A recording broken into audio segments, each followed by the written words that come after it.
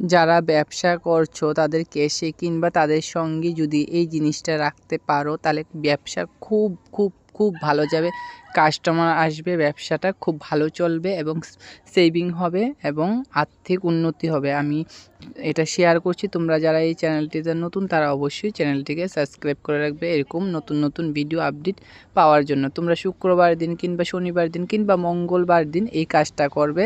একটা লাল কাপড় কিংবা হলুদ কাপড়ের মধ্যে একটু চাল, ধান, তিল, হর্তুকি, কড়ি, কাঁচা হলুদ, কাঁচা টাকা, স্বর্ণ, রূপা, এলাচি, দারচিনি, লং, গোলমরিচ এইসব একত্রিত করে বেঁধে সেটা তোমরা ক্যাশে রাখো আর ক্যাশটাকে রোজ দিন পুজো করো। দেখবে তোমাদের ক্যাশে লক্ষ্মী আসবেই আসবে এবং ক্যাশে মানে টাকা সেভিং হবে, বাড়বে এবং তোমাদের ব্যবসাটা খুব ভালো চলবে।